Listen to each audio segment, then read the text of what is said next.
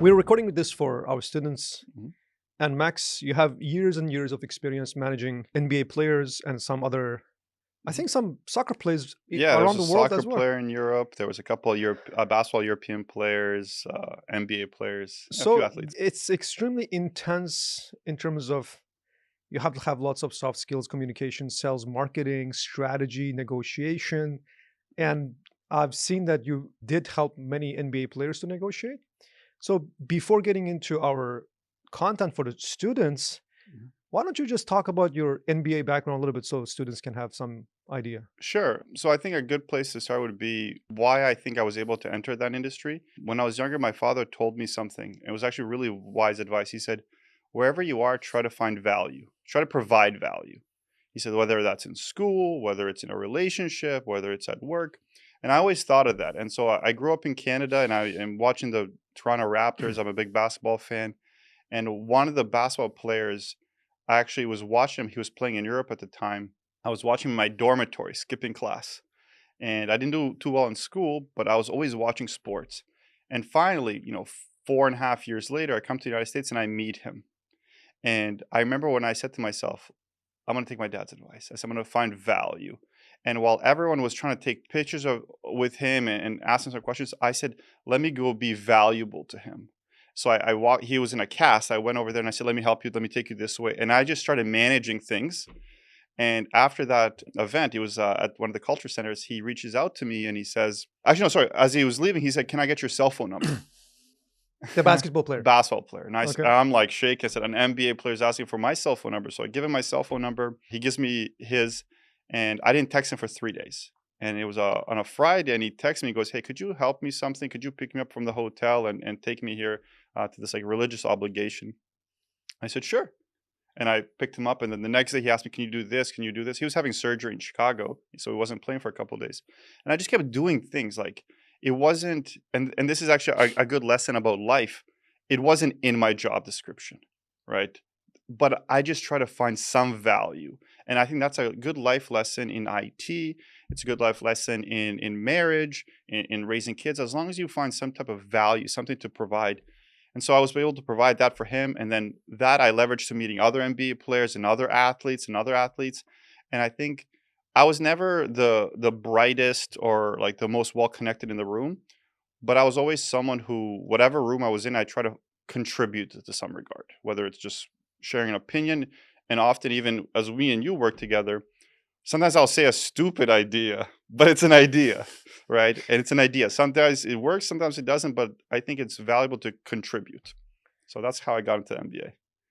So we've been working together for 6 years, A long and time. 100%, I can tell you're always trying to be useful, just provide value in different circumstances.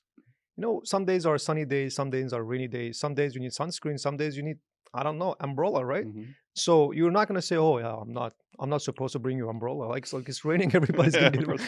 So I think I would say you're very resourceful. You've been helping me as well, in terms of like human rights cause, political connections, business connections. I mean, you didn't say it's a job description. You're just trying to be helpful, and it became extremely, I would say, addictive. Addictive in a sense that many people, right? They have a job, and Mhm. then sometimes they're insecure, which is understandable. People have Mhm. payments, they have mortgage, stuff like that. And one of the things that I realize is many companies in the good days they overhire, they overhire. Yeah. In the Yeah. bad days, and they lay off, right? Mhm. And the layoff process is usually, I think there's one questions all the like business owners or hiring managers or decision makers they ask: what would look like without this Yeah. person, Yeah. right? Agreed. So if you ask this question, let's say Jimmy, for example, and we assume Jimmy his cost is Mhm. $120,000. What will happen if Jimmy is out? I was like, companies thinking, oh, nothing's happened. I mean, it looks like nothing. There's no difference. And then they're asking, why the hell I'm paying Exactly. $120,000, right? It makes no difference. And sometimes you ask, for example, what would happen if Max is out? Mhm. And then you're like, oh my God, A, B, C, D, like all these things, sales, marketing, motivation, corporate relationship, students relationship, placements. There are like things that, I mean, I can't even count, right? Then they're like, okay. this guy is not replaceable. I think many people that are bitter towards their employers, to Hmm. other people, to the society, to the world. I don't know, to God, Yeah, yeah, it could be. but Yeah, it could be certainly. I think you are as secure. Your income, your success is secured based on how useful you are to your company and your Hmm. society or anyone in life. Yeah, and to kind of to highlight that as well, sometimes companies also realize a mistake that they made, which is often if you have too many people and you're engaging that idea of, okay, what would happen if Max isn't here? What would happen if Jimmy wasn't here? And you say, okay, nothing would happen. But often companies forget to look at having more people generally means more bureaucracy, more steps in the process.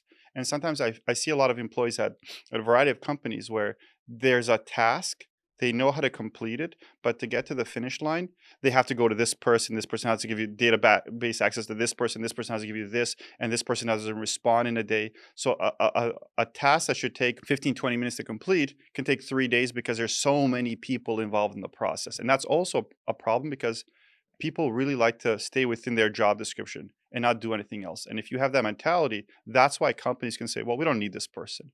But if you're constantly you have your finger in every pot, right? And you spread out, it's really tough for a company to let go of you because, okay, you're not good at that job, but you're good at painting the wall. Okay, wall is painted, but now you can also do the dishes and you can do more things. And I think that's also valuable. Yeah, I think one of the reason Germany was the biggest economy in the world now, Europe economy and German economy is collapsing because of bureaucracy. Yep. And Yep. it took me 3 months to open Sidio bank account. Yeah, there you just go. to, Yeah. just the bank account, the licensing, all Hmm. this certification. It took us 2 3 years, and honestly, I regret. I mean, it was not a good idea. Anyway, so now, what did you learn from helping an NBA in terms of business strategy, negotiation, stuff like that? Yeah, I think that often people look at celebrities or these people with a lot of money and it's kind of like out of reach, right? You don't know what they're like. You might think they're a certain personality. And you've met some of these celebrities that I'm talking about and these famous people. But at the end of the day, like they have the same insecurities as us, right? They have the same goals as us. So like for instance, how I connected with you, I had you on social media and I was looking through the work you're doing like with the Uyghur cause and human rights and all these things. And I said, wow, this is incredible.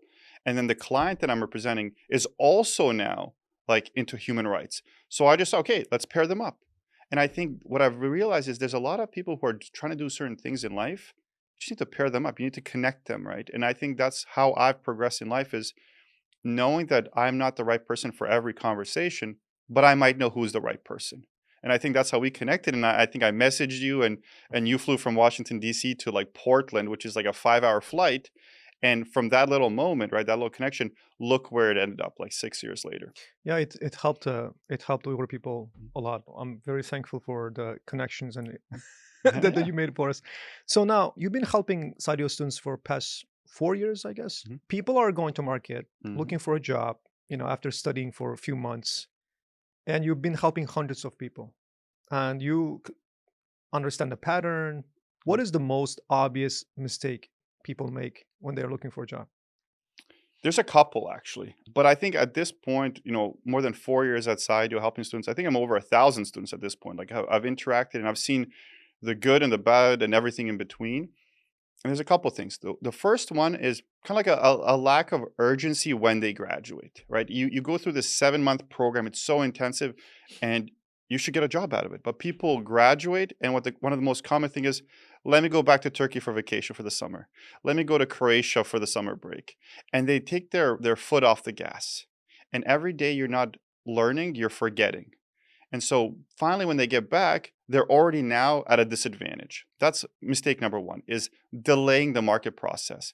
And this also kind of branches off to people who are scared to apply or scared to pick up the phone call. Often I talk to students and I said, do you have any interviews? Well, I had one scheduled, but I was really scared to go.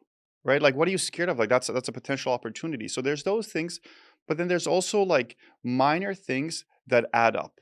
Often I've realized dealing with thousands of students, it's not some students do have this one giant mistake, like they have a misspelling in their email, which actually happened a few times, or a wrong number in their phone number. Or what's common for Turkish people would be when they're putting the phone number, they're putting, let's say, digit, digit, digit, period, or nokta, and number, number, number, period.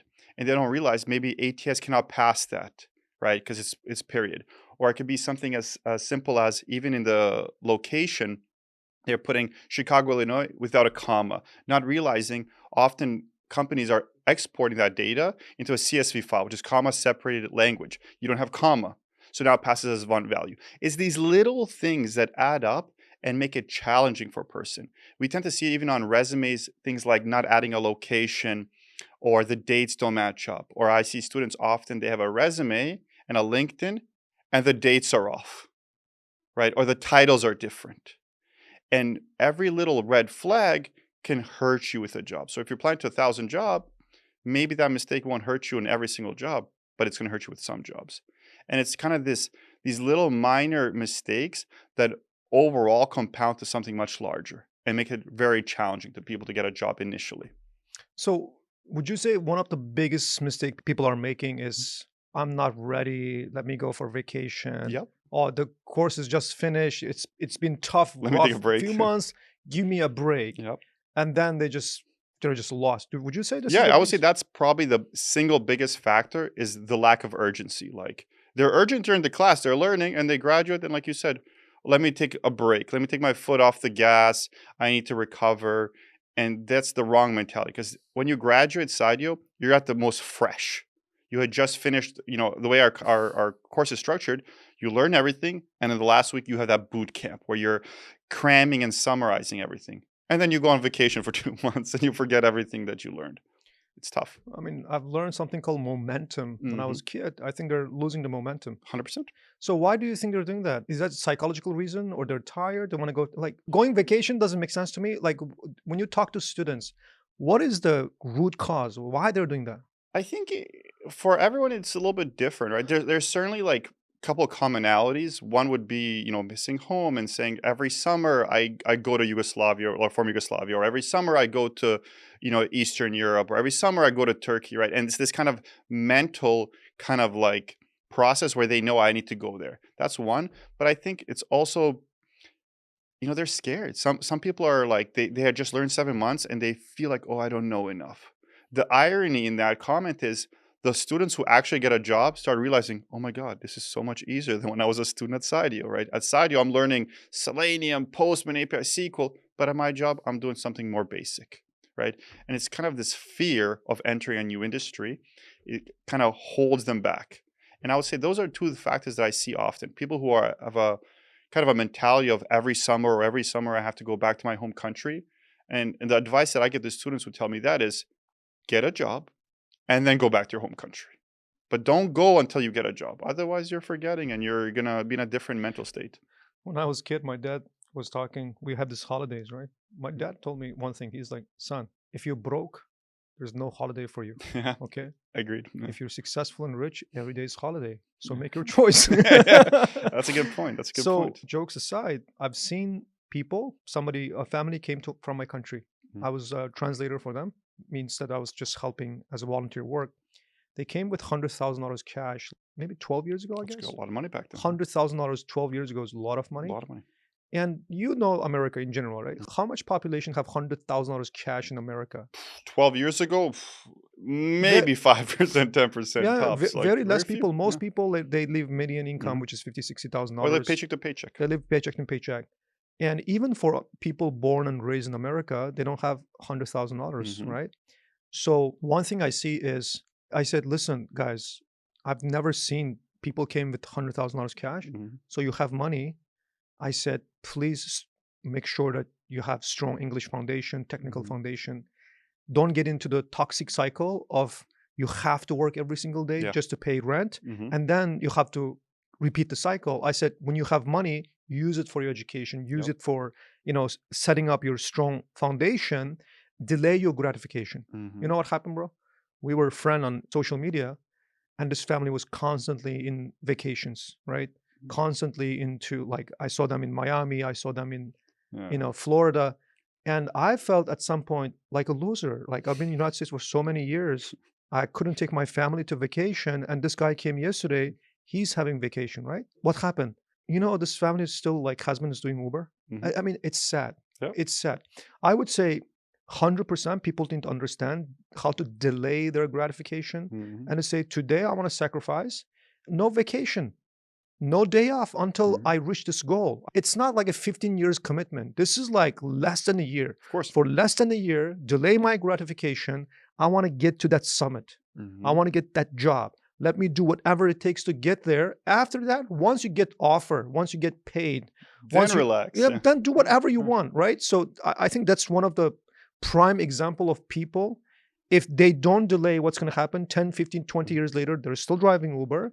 But if you delay, the good days will come. Yeah, and it's also like believing in like your skills, right? Like we started this conversation, but you saying like I feel kind of confident in who I am, and I think that's just because when I graduated Cydio, I finally in my life, because I always studied like liberal arts and different things, now I had technical skills. I said, okay, good.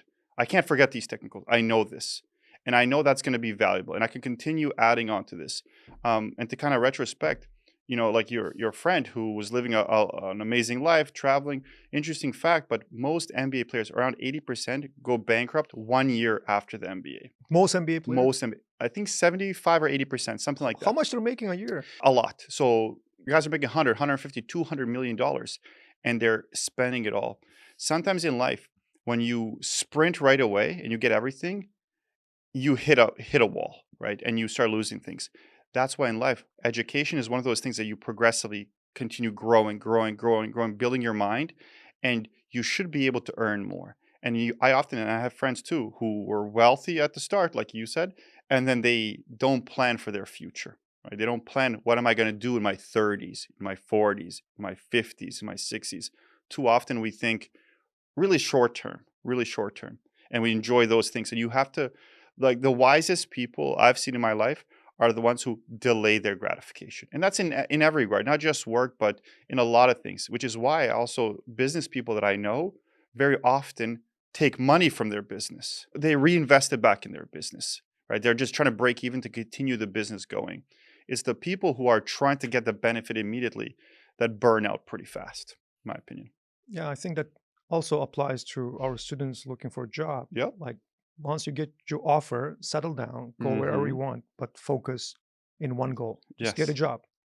Yeah. So now, when you say people are anxious or they're scared, they have lack of confidence, what would you tell them? Why they're doing that? Because I would say they're pretty overqualified in the market. Agreed.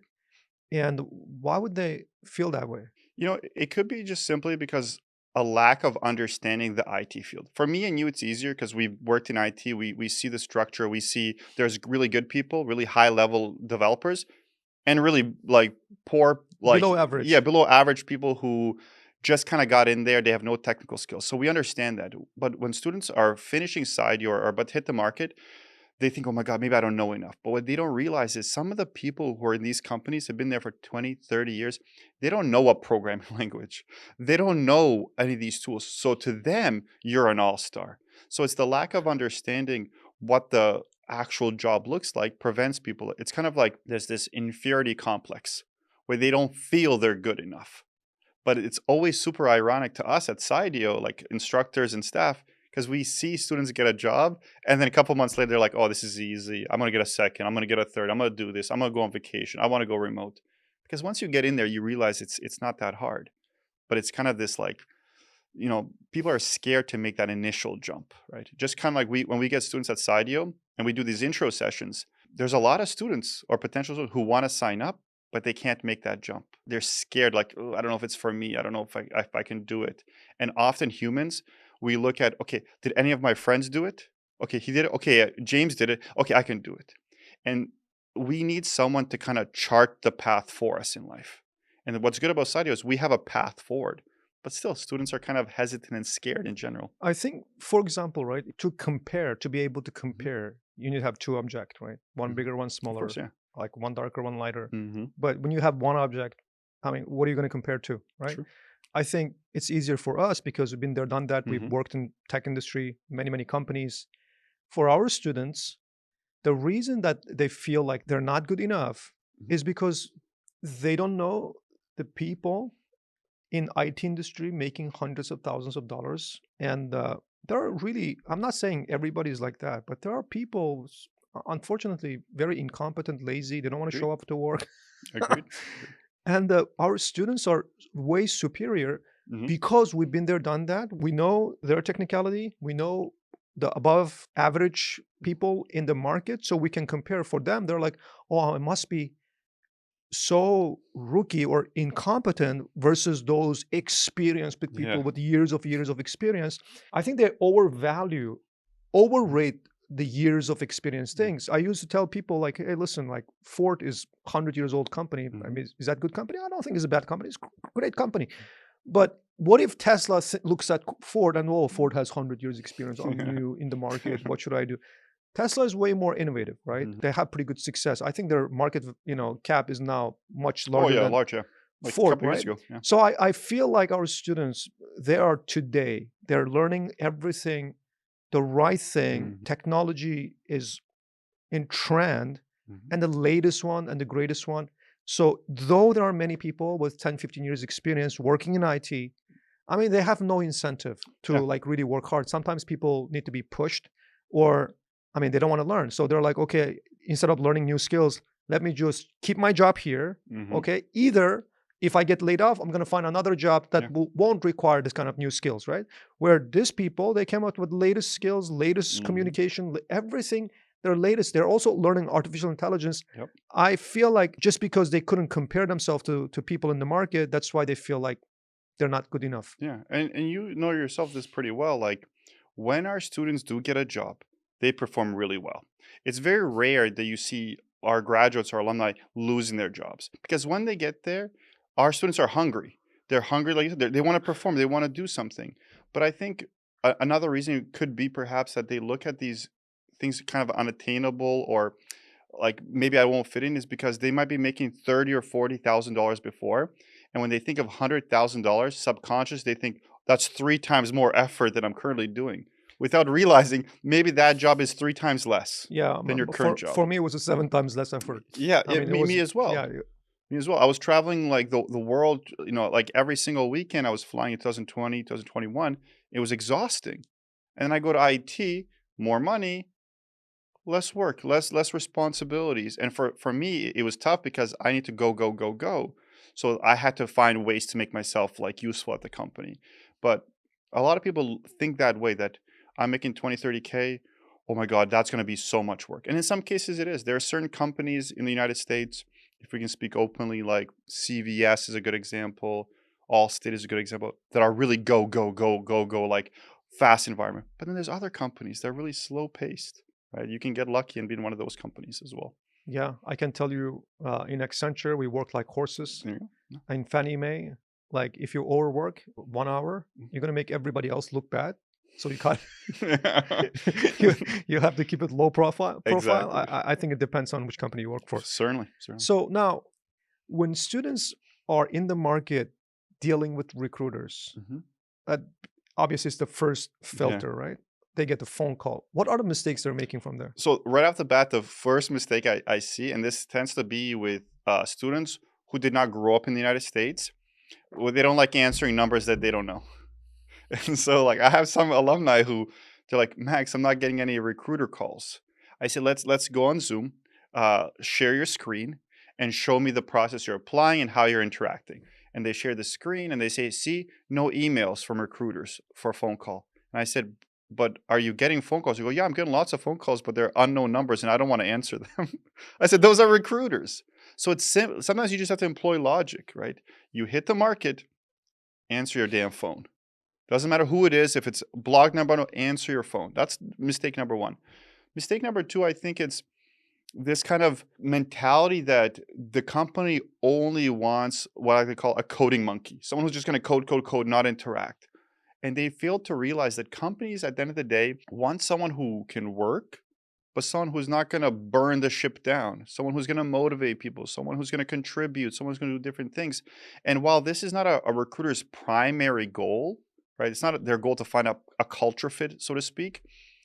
In the back of their mind, they know they have to send you to an end client, and they don't want you to go to that end client and screw it up for them. So recruiters are more likely to send someone who has average technical skills but it's going to make the recruiter look good on a human level, right? And I see it all the time with students. I see some students who are super high technical, but they struggle to get a job because as they talk to a recruiter, recruiter probably looks at them and goes, yeah, you can do the job, but are you going to move the needle for me in the company? Is the company going to say, wow, Pradeep sent me this guy and this guy is incredible. I need 5 more of them. Or are you just going to be like another cog in the wheel? I think it's that kind of mentality, not selling themselves, not sharing something nice, not smiling in a call that hurts you with a recruiter, hurts you with an end client. So means that when recruiter call them, number one, like Hmm. answer the damn phone, right? 100%. Is that 24/7? What is there any time frame Mhm. that recruiters will call the most, or it's just from 9 to 5, 9 to 6? Yeah, What are the certainly like 9 to 5 might be the most common, but when I got my first job I remember as a QA, I think the recruiter called me around 10 p.m. I think he was based in India and he just sent me out and we were communicating on WhatsApp. And that's a really important lesson I learned. When a recruiter texts you or calls you or emails you, you have to respond within minutes.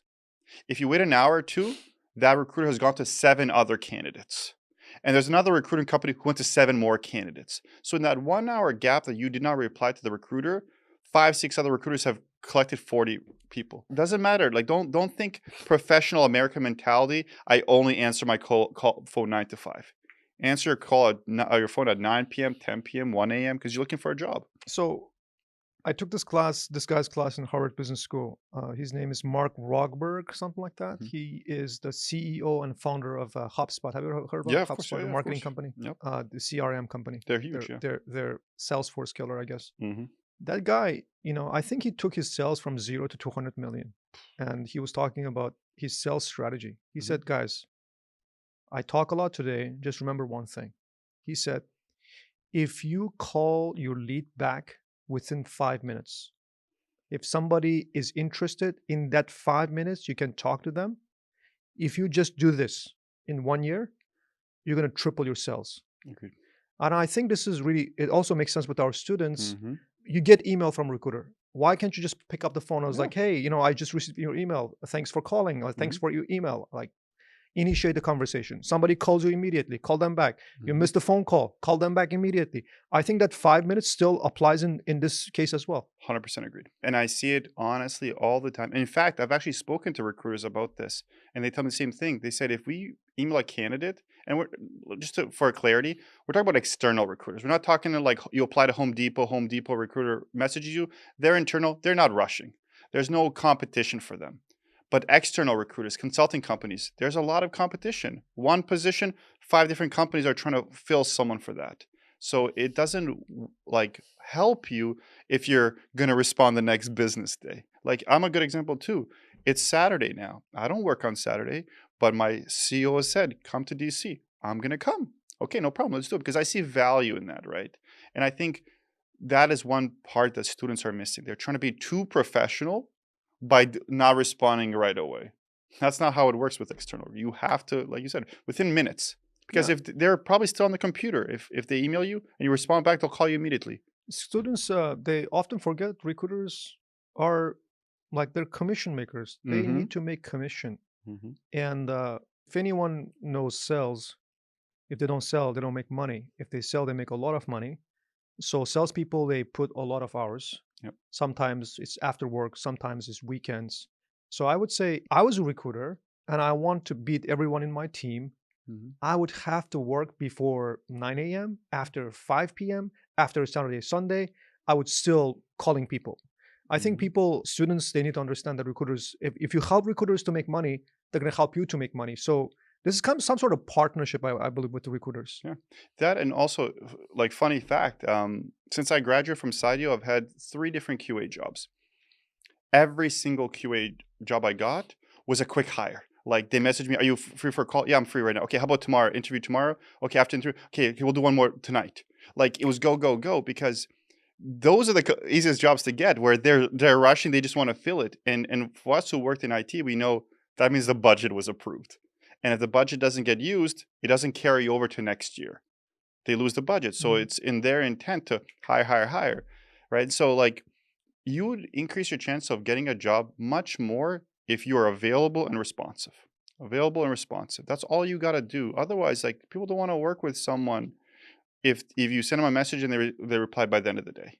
That's not conducive to a good work environment. Especially in today's competitive environment. Yeah. I mean, people have Google on their resume, IBM in their resume, Hmm. and you're competing against them. You have to be more responsive, I guess. Yeah, and especially remote roles. Imagine like you're a hiring manager and you send an email to a candidate and they respond 2 days later.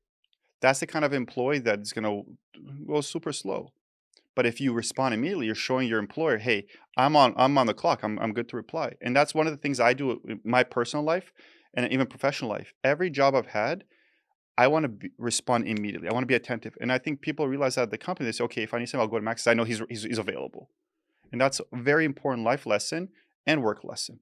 Be available to people, otherwise You know, things are slow. don't be the Zootopia animal. Remember, Yeah, yeah, in yeah, yeah, Zootopia, there's a guy yeah. He's like the black and white one, right? in DMV. Yeah, I yeah, was like, yeah. don't be the Zootopia. I don't know how to call that animal in English. uh, is it lemur? I don't know. It's like a Lemur? slow guy in DMV. Yeah. Or sloth, maybe. That's yeah, slot, Sloth, yeah, slot. sloth. So you just talk about remote versus we brought up remote and people like of course anyone wants to Mhm. get remote job. What do you see about remote versus in person Yeah. with our students? Yeah, like knowing what I know now, I wish I had gone on site. I wish I would go because when you're on site, you talk to people, you ask questions, you learn about CI/CD, you learn about DevOps, you understand when this project is being pushed. You have a good understanding of what's happening in the company. But when you work remote, it's nice because you can Google things, but you don't understand what the company as a whole is doing. And some people have been there for 10, 15, 20 years. They have these relationships. And you're not just kind of being invited into those meetings. So I believe for long-term progress, being on site, actually hybrid is probably the most ideal. Naturally, students want remote. And another question that kind of pops up is there remote jobs available? And I use a very basic metric. I go on LinkedIn, I click like QA or SDIT or test automation engineer jobs. I look at all the jobs and I click filter remote and I minus and I look. And what I'm seeing in the last like 6 months is about 15 to 20% are remote. So let's say 85% Mhm. is in person or hybrid. Yep. People are pushing, governments are pushing for to come back to office, companies are pushing. I think they're going to all push together. I It's in their think so. interest. I think so too. And I would take it a step further. I don't think we'll ever be at a level where everyone is 5 days on set like the old days. I see more of a method where probably 70% of the companies are going to be 5 days on site and 30% are going to do hybrid to attract top talent. And like the advice that I would give our students is whatever the system or like game is in front of you, learn how to abuse it, learn how to manipulate it. For me, if I was in the market in this industry, I would say, okay, if majority of jobs are hybrid and majority of people want remote jobs, I'm going to apply for on-site jobs, increase my chances because it's tough right now. You know, Kuzzat, companies are struggling to find employees who are willing to go on-site or hybrid. So why not take advantage of that? Like, I'm sorry to interrupt, and I was just speaking with one of the ladies here. She had moved from Chicago to Florida. Florida. It's been a month and a half. I see her. She's like, I love it. The weather's amazing. I'm so happy I moved. Now she gets to start her life there. But I know students too who say, I don't want to apply unless it's remote. It's better to make some money and experience this beautiful world, this beautiful country, instead of just saying I want to be in my little home and not interact with people. I think depends on how much they want the job. Mm-hmm. I think having an income is very important these days Yep. in high inflationary environment. And I mean, IT jobs they don't pay less. It's pretty decent Yeah, we're income, gonna. and it's very respected. You can work with your dignity. I mean, I worked in the jobs that I see no respect before Yeah. in the physical labor market. But I think maybe people they're spoiled too much expectation. I was like, I don't know, like throughout human history, we went to work. I mean, we do physical things, Mm-hmm. and there's a proverb in my language that says, "Far from eyes, far from hearts." Oh, I like that. So means that if you want growth in an organization, right? Always look at my jobs as educational opportunity for Mm-hmm. me. Every single job, I've learned something Yeah. better. I'm never the same. I Mm-hmm. am better. I can make more money. I have more experience, right? When you look at from that perspective, working remote, I think you're going to do the job, but working at least hybrid, you're going to make connection. Yeah. You're going to have network, right? You're going to learn culture. You're going to learn strategy. And also, because you're close to their eyes, whoever the decision makers, Mhm. you're close to their heart means 100%. that, if there's layoff stuff like that, less likely you get Mhm. laid off. The guy never comes to office, the first one Yeah. to go. Yeah, I mean, if you own a business and like you have someone who's just only working remote and you have people who are on site, it's tougher to fire someone on site because they know people, you see them, you see their smile, you see their face, there's relationships. But a guy who's remote is almost kind of like distant. Yeah, much easier to Much make that easier. decision. Yeah, Yeah. and it's easier to replace and not just easier to replace. You have more options if you want to replace a remote person because a lot of people want the remote job. You have a plethora of talent available. And but getting people on site is a little bit more challenging, but there's more value. Like if you look at, and you mentioned earlier how companies are trying to push to go back to on site, it's not because they don't want us to be not happy.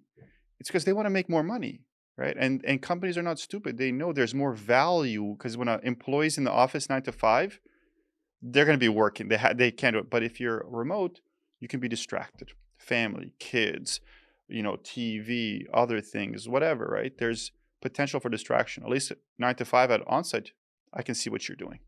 Yeah, Yeah. absolutely. No.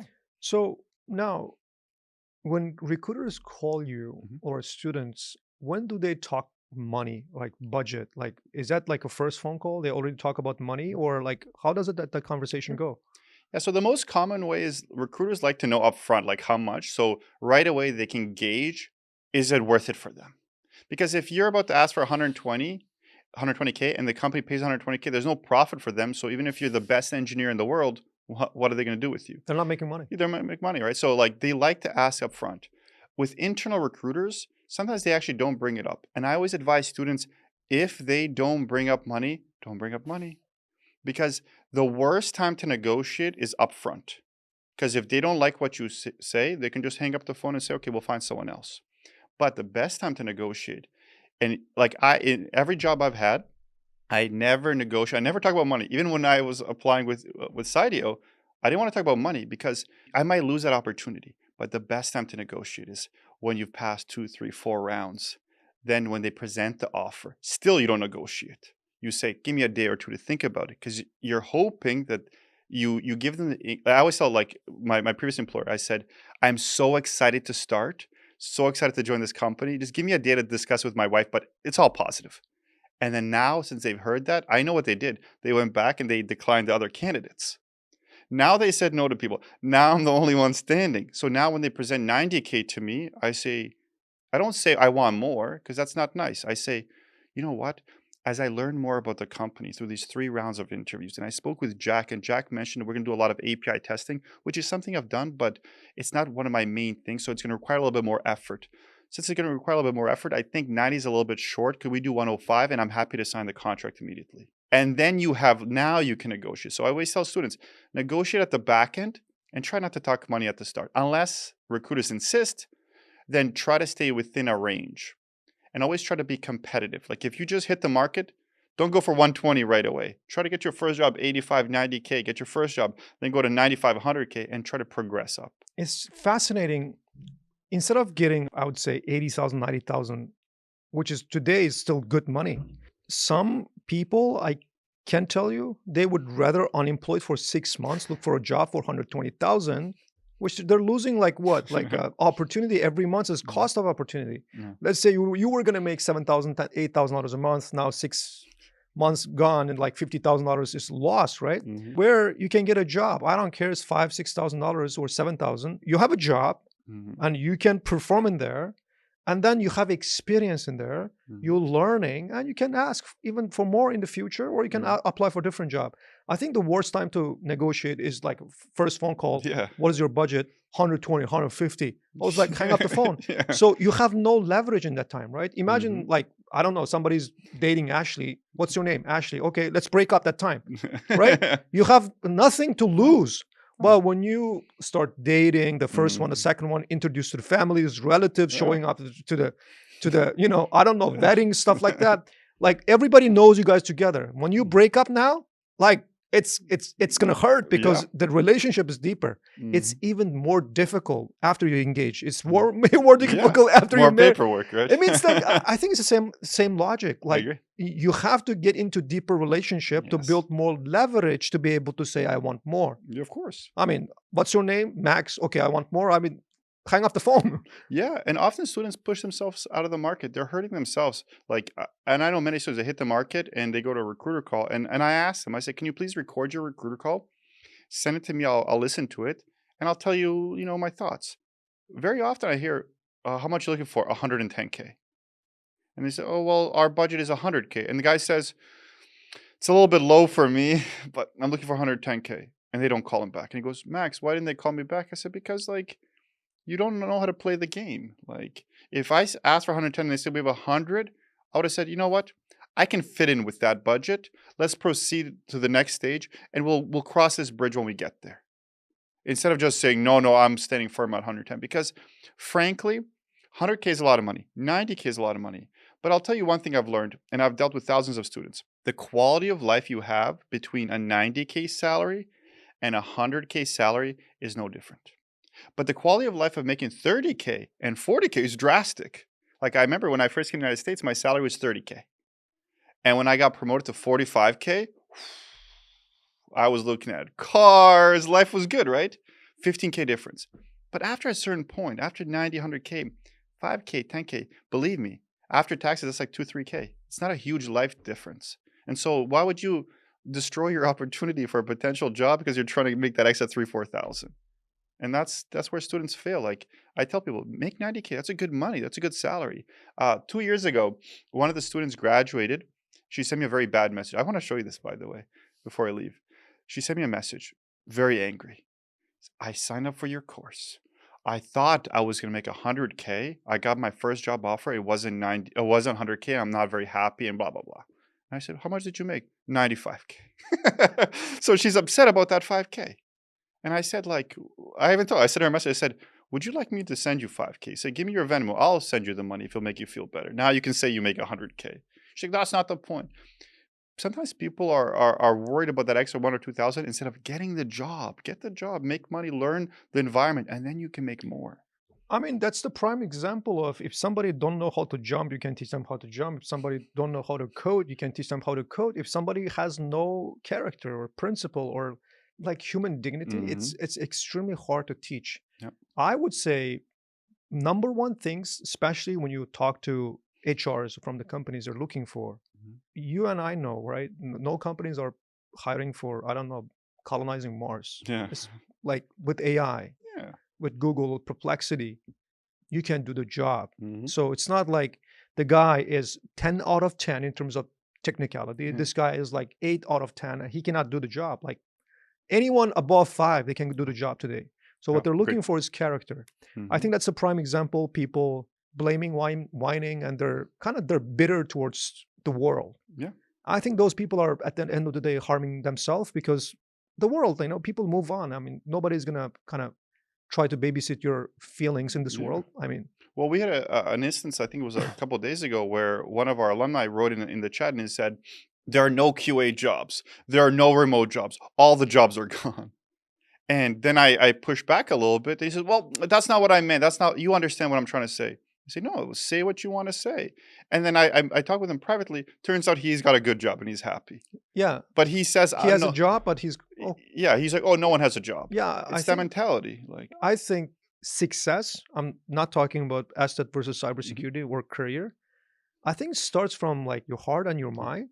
If you don't fix here and here, I mean, like I don't care what tools you have in your pocket. You have mhm, screwdriver, you have gun. I don't know. You have rocket. Like mhm, it's not gonna make your life better. no, Uh, Maybe we should focus on also kind of see how like in terms of spirituality, like mhm, things like that that can really make people happy. Like mhm. many people, like again, it's like somebody's getting $95,000 job, ungrateful, Yeah, yeah, unhappy. I exactly. mean, you give them more, I think they're gonna find something else to complain. Yeah. One of my favorite things at Sidio is when I see a good person get a job. And I don't have the data in front of me, but like vaguely I can recall there is a direct correlation with good people and they move up very fast. We have a good example. I can say her name publicly. We can blur it out if we want to. But Rughad, one of our CS alumni, Mhm. she graduated, got a job at a very big company, and within 4 or 5 months got promoted to a lead because she's a good person. People want to talk to her. You want to engage with her. She's nice, right? And I have a lot of people who are smart, but they're just challenging to work with. She's not bitter for no reason, huh? Yeah. Yeah, I can tell you the same thing. Umar, he's Umar too, yeah. Umar. After 4 months, he became a SOC lead. Yeah, it's crazy, right? And like, yeah, imagine now he's making good He was money. in my podcast. Very pleasant person No. to talk. You talk to him, you're comfortable, and I would love to bring him back again here. I want to do business with him. I want to create more content with Yeah, he's him. amazing. Like amazing, Yeah, right? But there's some people you talk to them for 3 minutes and No. it just energy kills you, right? If you want to be successful and happy in life, I think one of the things that you do is like do autopsy on your character, Mhm, on your like looking at the mirror sometimes. Like when people see me, mhm. what they feel.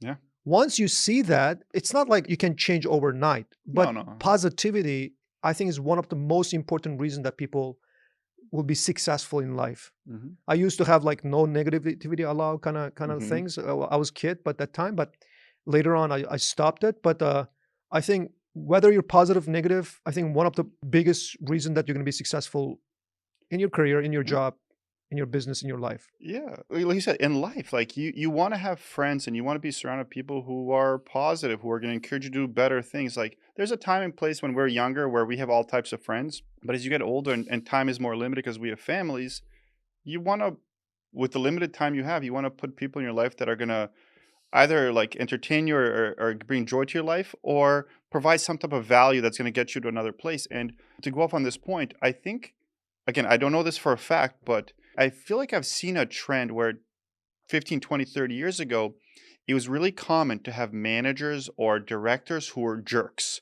who were forceful, who were like had no personality. And it became like a pop culture thing where people complain about their boss and stuff. But that's changing, right? Now, often when you see directors and managers in IT, upper level people, they're often very nice. They're the nicest ones. They're the nicest ones. They're caring. They care about your mental health. They ask, do you need anything? Honestly, the last, I would say 3 or 4 managers I've had, all have been good. This bridge before, like for me, for example, I'm a director, you're a CEO. And still we can have this friendship where 15, 20 years ago, it'd be very professional. You'd be forcing me to do this. Like it'd be a degrading environment. Now it's not like that. So imagine this. If you're an alumni of Sideo and you go to an interview and you're not smiling, you're not this, you're not energetic, these positive people don't want to work with you. They want to bring with someone who's positive and someone who's, they can, like you said, you can teach people to code. I do this presentation in class and I said, I found this statistics through was it Department of Labor that 42 or 43% of hiring managers hired someone who met less than 40% of the job description. And the reasoning was the number one reason was that they believed eventually they could learn to do the job. Imagine 40% of the people get hired because the manager believes eventually you can do the job. And probably the main reason they hired you because they think your personality is good. You fit with the culture. So I would say this is literally investment strategy. This is how people make really good money. Let me visualize. So imagine there's a neighborhood in McLean. We're in McLean, right? Mhm. And you see houses like 1 million, 1.2 million, 1.3 million, 900,000, 1 million, right? And there's some old barn, whatever. What? It's like, it's for sale and there's land, right? It's $100,000. Now you know it's undervalued, right? Mhm. If you buy the land for 100,000 and you spend another $300,000 to put a house because every Mhm. house here is Yeah. around $1 million, Yep. at least you can sell for a million. So that, for example, 100,000, 300, 400,000, that $600,000 gap is your opportunity. Yep. So people thinking, oh, if I do this, I'm going to make 600,000. Where if all the homes are 1 million, 1 million, 1 million, 1.2, and this one is 900,000, Mhm. you buy that home and you renovate, you spend another 100,000. There's no Mhm. room Yeah. to make money. So therefore, the lower you purchase the product or services, anything undervalued, but because you see the potential that in terms of how much you can make, that is the best investment opportunity. Great. So I think same applies to human capital as well. Mhm. When somebody is already picked up their career, like they're already they have Google's in their resume, they have McKinsey, they have Harvard, MIT. Mhm. I mean, it's going to be hard. I mean, unless you're hiring for CFO, CTO, some executive, some stuff like that. For regular employees, hiring those people, they're not going to do their 120%. Where if you hire somebody that has good character, Mhm. good potential, open to learn, smiling, right, making people comfortable, Mhm. and when you see that, it's that $100,000 barn Yeah. that one day you can sell it for a Yeah. million. So that's It's a good how people get analogy. hired. Yeah, it's a good Yeah. analogy. I I mean, like that. people don't understand. They're like, oh, technical, technical, technical. Like maybe you should kind of try to connect with people and see Yeah. smile. It's like, I was in high school in Canada, and I think it was 10th grade. We had this business teacher. We had like a business course. It's actually pretty like elementary like level, but there was one quote I heard from that, and trying to remember exactly what it was, but it was a really good quote about what you mentioned about just finding like your niche, and surrounding yourself with the people like you. For example, look at it this way: imagine you're interviewing with someone and they're speaking very very fast. I remember this from the class. You should mimic their cadence. You should speak also fast.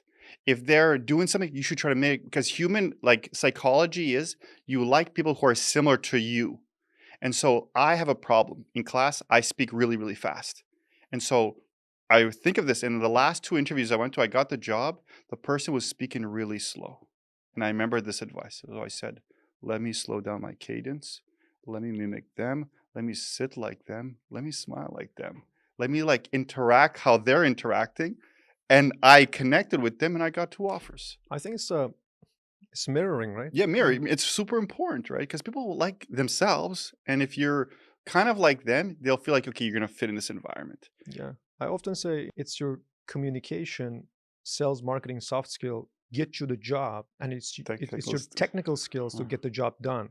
mhm, But if you don't get the job, your technical skills is useless. yeah, yeah. Also, technical skills help you stay on the job long term as Yeah. well. Like that's another factor.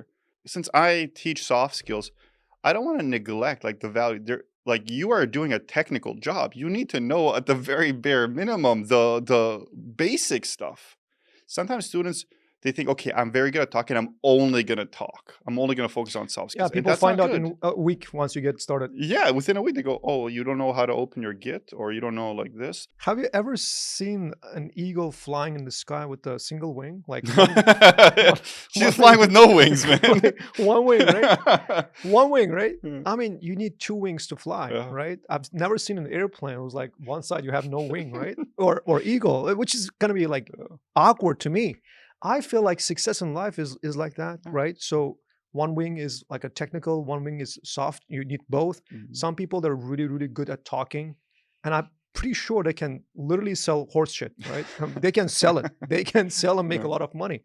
And but the problem is once they get hired, they're gonna get fired very Yeah. soon because like people are not idiot. They're gonna find out Yeah. like they're fake, right?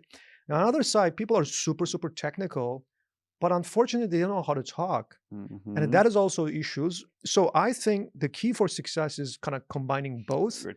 to be able to communicate and to be able to get the job done. And you have to have technical proficiency, right? And Kuda, these are all learned skills. Like you can learn technical, you can learn soft skill. You just have to put the effort there. And like sometimes I know a lot of people who are super technical, but like I don't want to work on my soft skills. And I said, well, then you're probably not going to get promoted. I mean, Like they're hate not to going to get say a it. job. Yeah, and you're not going to become a manager in 10 years because you can't talk to So people. one more thing is this, right? So today we were using Grok. Did you use Grok?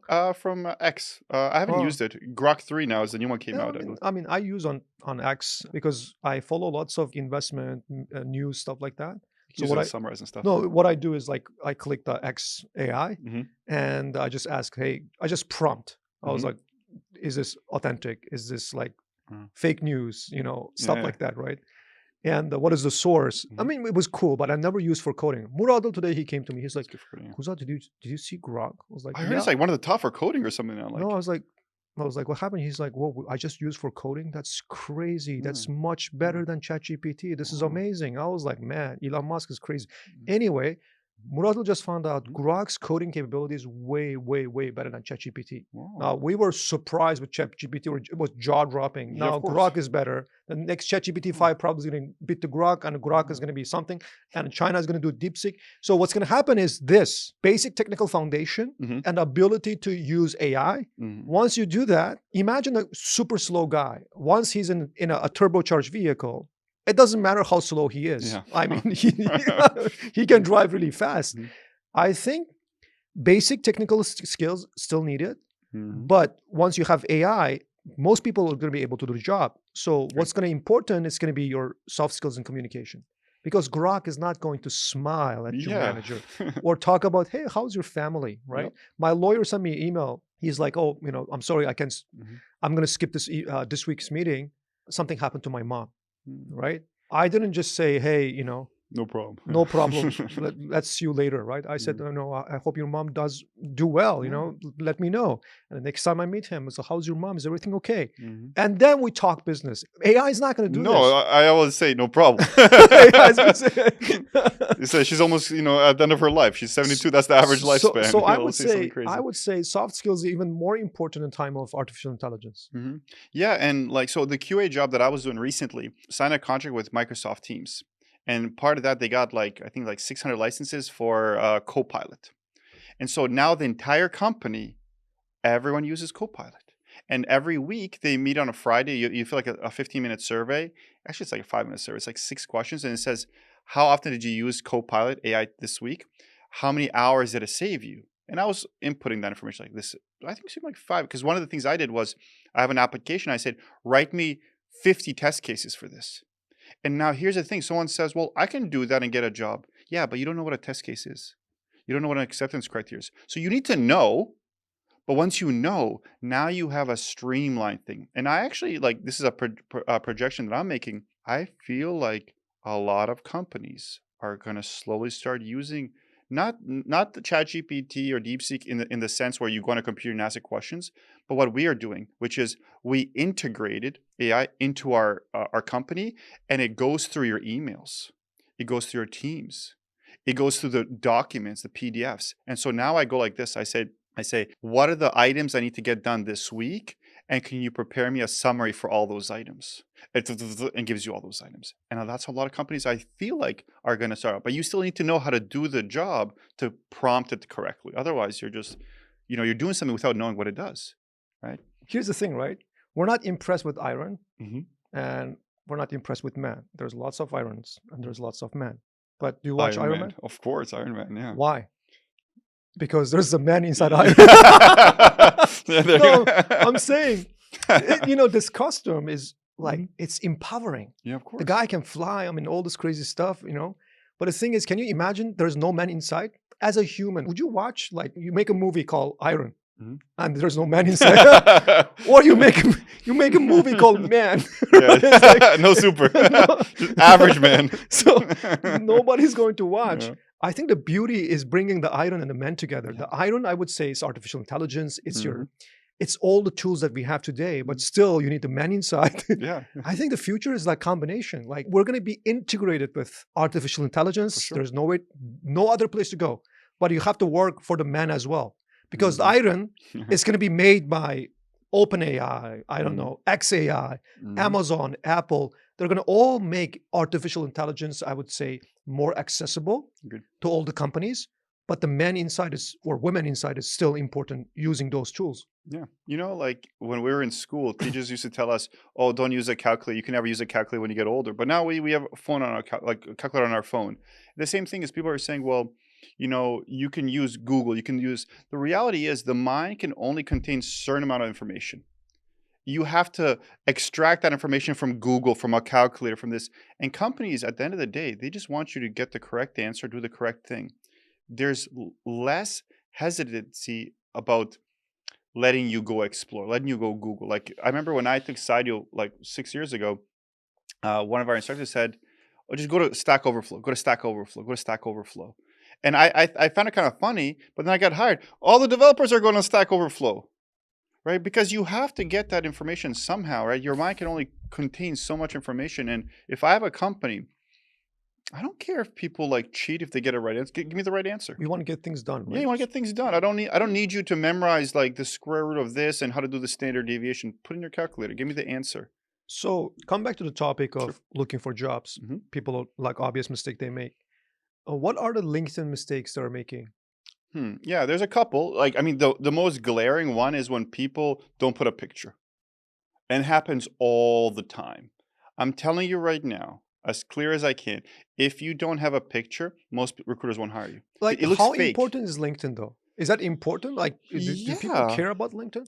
I think so. Yeah, especially like for the roles that we're aiming for are, even though they might be entry level to mid level IT roles, on a salary level, they're upper, right? And for this reason, if a company is going to pay someone 100K, they want to do a little bit of research, a little bit of understanding of who this person is. So if you have on one side someone who doesn't have LinkedIn, who has no social like visibility, and you have someone where I can go and look. Oh, okay. Jimmy was at United Airlines for 2 years. He was at 1 year at CVS. So I understand he understands SDLC and these things. Certainly, the candidate on LinkedIn is going to look more appealing to you. That's on a customer facing level.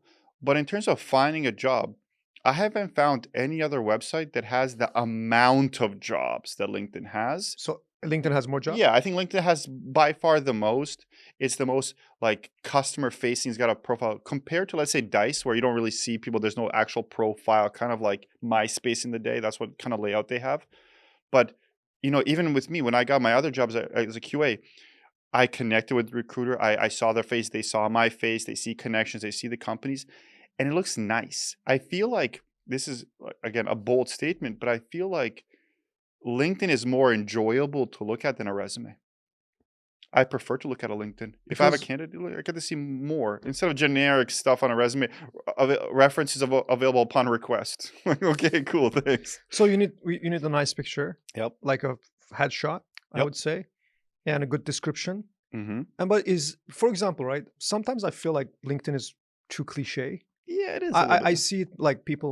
Oh, I'm thrilled to announce I got my Yeah. driver license. Yeah. I want to thank everybody, supporting me during The this DMV, the during this DOD. during this difficult journey. I Yeah. was like, bro, chill. You Yeah. just got your driver license, right? So now, if somebody don't use LinkedIn a lot, Mhm, like it's gonna be their first time opening up LinkedIn, mhm. and is that matter? They don't have too many connections, like followers. Does that matter? Yeah, with some recruiters, they actually look at that to identify if this person is fake or not. So they look no picture, suspicious, but not like if you have a bunch of companies, 500 connections, it's okay. You're just hiding your picture. But if you have 17 connections, no picture, limited information, too many red flags for them to engage with you. So I think getting your connections up is important. The maximum theoretically you can have on LinkedIn is 500. After 500, it's just 500 plus. So the goal should be 500, but there's actually easy techniques to connect with people. I always tell students, go on LinkedIn, go to the search, type in IT recruiter. This is who you're looking for, and connect every day with 20 to 30 recruiters, likely because they are looking for candidates. Half them will accept.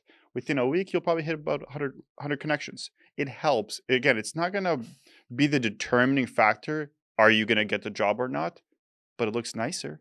And just to touch up on your previous point, like where students are saying, I got my driver's license from the DMV, DOD sponsored me, I passed a background check, all these things. Don't do that, guys. Like if you're just hitting the IT market, have a simple, clean LinkedIn. And a good way to do it, go to the search and type in QA engineer and look at other people's profiles. Look people who are in the industry and try to match. And I hate when I see like someone graduate Sidio and then under their name, let's say Jimmy, and it says full stack, QA, Asta, da da da, cybersecurity, Salesforce, enthusiast, like CEO, like 100 different things. Entrepreneur, like Entrepreneur, like solopreneur, investor, crypto yeah, expert. investor, When I guys, see that, driver's license, I don't hire. DMV. I don't hire those people. Like Yeah, it's too yeah. much. Too much. I think the thing is, whatever your last position or like the job that you want to apply, just put that one and Yeah. stop confusing people. Husband, wife, like all the Yeah, states, like yeah. political opinion, right? Muslim, Christian, I don't know, Jewish. Yeah. I think it's unnecessary. Yeah. And one thing is, my son, right, the youngest one is 7 now. When Mhm. he was like 3 or 4, we don't have chips at home. We don't have those Yeah. like unhealthy food, but somehow it was like one package, like a pack. And he was like, Daddy, can I eat this? I was like, not healthy. And he started reading. He said, Daddy, this is healthy. Look at this. And he started looking at the So potatoes.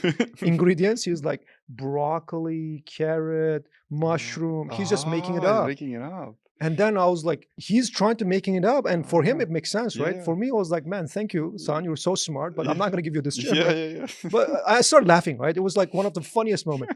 But so in terms of LinkedIn, I want to Mhm. let people know when you use ChatGPT to generate content yeah. and to put it there, It's bad. and it literally looked like my son, 4 years old, like looking at the chips and like, oh, carrot, like that's how it Yeah. feels to people. People know that you're using ChatGPT, 100%. writing contents, all this technical things to kind of, how would you say, show the all unauthentic experience to impress people. To Yeah, impress people. but if English is not your native language, and it's not a problem. Like English was not my native language. Like luckily I spent a lot of years in Canada, United States. But if you just recently came to the United States and your English is not good, and you use ChatGPT to provide the best explanation, words that you cannot even pronounce. Like I attended an interview a couple months ago, and they would ask him a question, and the guy would read the answer in complex words I've never heard of. And then they asked him something else about his personal life, and he's and like he stutters, and he is not going to get a job because of something like that. It's okay if your English is not good. It's okay if your writing is not good. Put something simple. Make it simplify. Make it easier to read, and don't go above and beyond. And I want to mention this one last point. You'd be shocked how often students push themselves out of the market. It's not even the recruiter. It's not the interview. They have a 5-page resume, a 6-page resume. One girl just last week, I don't know if you saw this message. She had 9 years experience, 5 years as a QA lead, and 4 years as a automation lead. And she can't find a job. I said, why not? She says, I've had 4 interviews. I can't pass the interviews. I said, of course you can't. You are saying you have 9 years experience as an automation lead. When they come in and ask you, what is a URL? You don't know. Like you're not an automation lead. And still she hasn't changed her resume. She's on that path. I'm an automation lead. And people like this are pushing themselves out of the market. Crazy resumes, 50 different titles on your LinkedIn. Don't overdo it. So one of the things that we used to tell people is, for some reason we have some PhDs, and I was like, it just doesn't make sense to me. But obviously, people might do PhD on some weird stuff, and they spend so many years, and there's no like market demand for that particular thing. I know a person, researched some African like disappearing language or I something. think it's African Line Safari. Yeah, it's like PhD, right? Yeah. But problem is, like, you can't find a job, right? Mhm. PhD in philosophy or something like that. So often we tell people, if you're too overqualified, take it out. Let's say you ran business before, right? You were a CEO of the company for 7, 8 years. I would say it's unproductive because you're going to come across dominant. Yeah, And, agreed. for QA engineers, they're not hiring somebody for director of department. They're hiring a worker. Yeah. General rule is, I tell them, do not apply for soldier's job, but general's resume. Yeah, agreed. I mean, oh, I have 7 stars on my shoulder. I went to Vietnam War. Yeah. I manage U.S. Space Forces. And what do? I'm applying for janitor job. Yeah. I mean, Yeah. don't do that. Like, Mhm. your experience or your credentials on your resume should match the job you're applying. Exactly. If you're overqualified, don't mention. Mhm. Okay. If I don't mention this morning I didn't drink coffee or not, I'm not lying to you. Mhm. Yeah, I that's a don't good have to point. mention. Yeah. I don't have to tell you whether I ate meat this morning or eggs. I mean, I just don't mention. It Mhm. doesn't mean you're not lying or you're lying or something. People don't feel comfortable with that. Take it out. Make it match to that specific job description. So Yeah. now LinkedIn, make a nice profile picture, clear, like title, stuff like that. Build some Maybe connections. build some connections and in a daily basis. Mhm. And don't write cliche stuff, Yeah. stuff like that. Anything else that you want to talk about LinkedIn? Yeah, I mean, LinkedIn is a good source, but often alumni kind of get stuck in this trap, this easy apply trap, because it's so convenient. So for those who don't know, LinkedIn has this feature when you're looking at jobs, it's easy apply. It's just one click button. You click easy apply and you submit your resume. It takes 5 seconds. And often I talk to students, I say, how's your job market going? They say, oh, I've applied for jobs, there's no interviews. I say, how many jobs did you apply to? 200. Okay, let's hop on your computer, share your screen, show me. And then I start looking on LinkedIn. I say, okay, all 200 are on LinkedIn, that's okay. And then I say, go to applied section. And of the 200, 190 are easy apply. What is the difference? The easy apply is, first of all, it's super convenient. You just click easy apply, you submit your resume, that's it. There's no process, no inputting your information, no putting your job, like those, that's kind of direct apply. So you have two options when you apply for a job. You click the official thing is apply on LinkedIn, and that redirects you to the company's website, let's say Home Depot or United Airlines. And then you got to make an account there. It takes like 10, 15 minutes to apply. Okay. But easy apply is one click button. But the problem with that is, I have a recruiter friend. He said on average, 5 to 10,000 applicants for one job, because everyone is clicking. You can apply a lot. So I tell students, of all your applications, the distribution should be maximum 10% easy apply, because it's too convenient that everyone is doing it. The best job to apply is a job with a lot of steps. Why? Because people are lazy. People are not going to go through that process. I used to work at Crate and Barrel. I'll tell you the story. I applied for the job. Kuzzat, 45 minutes for one application. I go to the interview. They told me 4 people applied. 4 people. I mean, 4 maybe it's people. by design, right? It's not a Yeah. bug, it's a feature. Yeah, it could be. It could be a feature. It could be a company saying, if someone wants to work here, they should put the effort, right? Instead of if someone just click. Easy apply is dangerous on LinkedIn. Besides that, as long as you have a clean LinkedIn, and some students will post every single day QA related things, don't worry about that. Focus more on applying. Post once or a week or every couple of weeks. Don't post every 3 hours. In human relationship, let's say the worst one is somebody's married, Mhm. but constantly trying to impress people outside, right? Mhm. On social media. Mhm. And what is your problem? Mhm. Who are you trying to Yeah, attract? what's your intent? Yeah. It's just like if you're happy, if you're already having good life, you don't feel the need to Mhm. constantly try to attract people Mhm. in a different manner. I see very similarity on LinkedIn. If somebody is like, okay, once in a while you have some opinion, of course everybody has Yeah. opinion. But some employees, like they're working for a company, right? But they're constantly, bro, it's like nine Yeah. to five, like Yeah. every single day. You're spending so much time on LinkedIn. When do you work? Mhm. Who are you trying to attract or impress? Yep. People, I believe hiring managers or decision makers, they will have concern if you're like all Yeah. day long writing some things in LinkedIn or expressing your opinion. Sometimes I would say there's different characters in the organization, right? Sometimes you need bees, right? Yeah, of Bees course. are Yeah. like constantly working, like Yeah. workers bee, We right? work at BC, Sometimes you yeah. need ants, right? Sometimes you need butterflies, right? Like I think different Mhm. characters are needed, but for this particular job, people are not looking for constant butterflies. Like they're Mhm. looking for people, Yeah. someone like solid, get the job done, Mhm. right? Don't talk too much or like don't constantly like teach people philosophy, stuff like Mhm. that. Like, get the job done.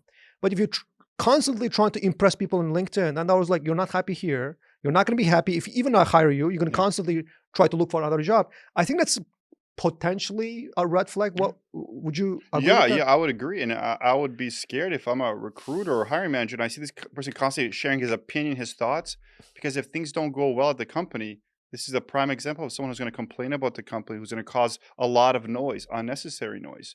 I'd be careful of that. But also, like this kind of difference between butterflies and bees.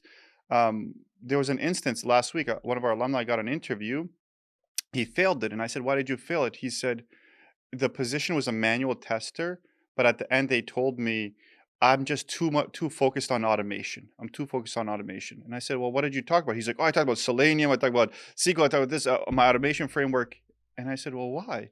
He's like, well, that's what I know. I said, but the job is manual. Like you have to like fit what the role is, right? You don't want to oversell yourself. And he actually he admitted, he said, I lost the job because I was only focusing on automation without understanding this is not an automation role. Sometimes you have to fit the little box that you're in, right? Like I think right now I'm a butterfly, but last week I was a worker bee because there was work to be done, right? Like you have to adapt, and I feel like a lot of people are struggling to adapt to what the need might be. Like I remember when I go to an interview, they start interviewing me. I really quickly try to change it to like a conversation. And my last interview, I said, okay, tell me, what are you guys looking for? I saw the job description, but well, typical day, like, are you guys struggling with development? Are you guys like struggling with communication? Are the developers not developing fast? What's the issue? And then they open up. They say, yeah, actually, yeah, we have this problem because the time differences. I said, well, like, what are you guys doing to solve that? So, well, this is what we're trying to say. It's a good idea. And I'm doing this not because I care, but because like I understand now they're gonna feel like I'm part of the team. We're discussing solutions instead of interviewing me.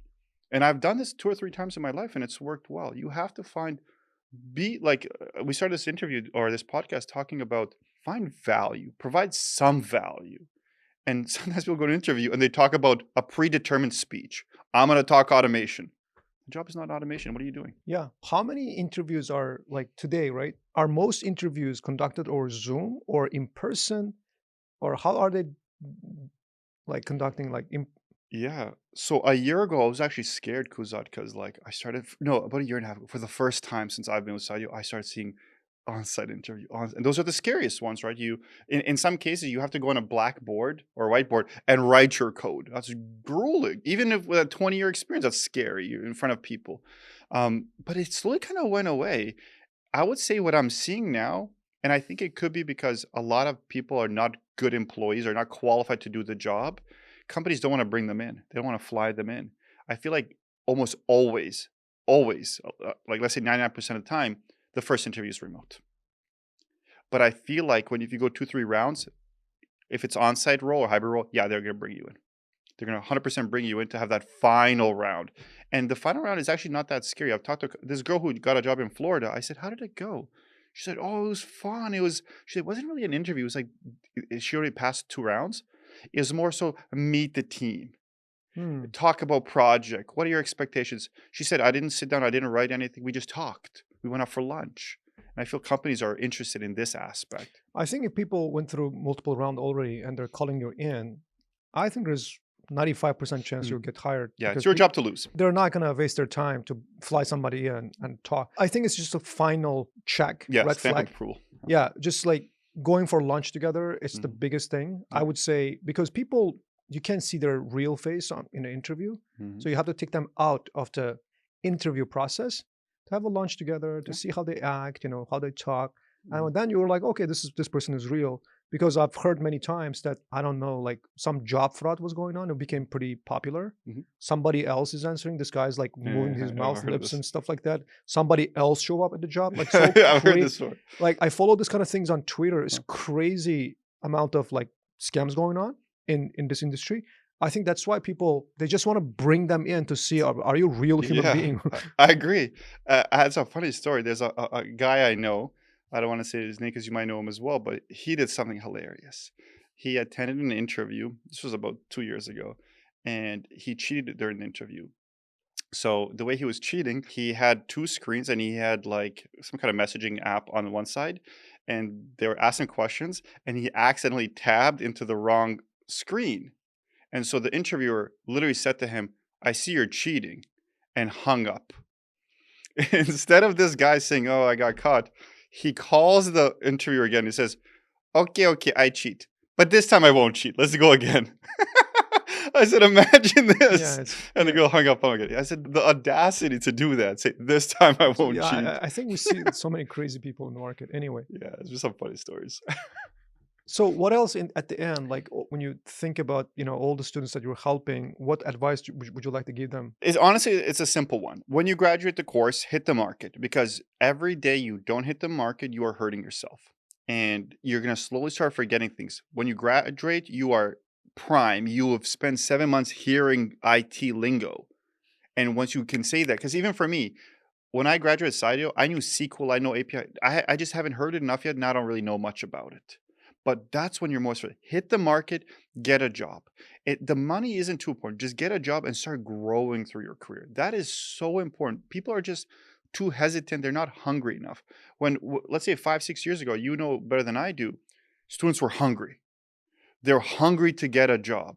Recently, I'm seeing people are not that hungry to get a job. And if I can see that, 100% the interviewer can feel that. And if they feel you're not that excited to join the company, they'll find somebody who is. You want to be that person. Show excitement, show energy, show desire to be there. Like, it's like kind of like when you're dating. The girl is gonna like you a little bit more if you show a little bit more interest in her. Yeah, but if you're like, "What's your name, Jimmy?" Yeah, yeah. It's just like very monotonic. Then you're not gonna get very far. So yeah, you gotta show interest. So, Max, thank you so much for this many years helping our students. Let's continue to help them. I hope this podcast will give them some good inspiration and information. Hopefully. So, wish you guys all the best and thank you for coming today. Thank you. Thank you for having me.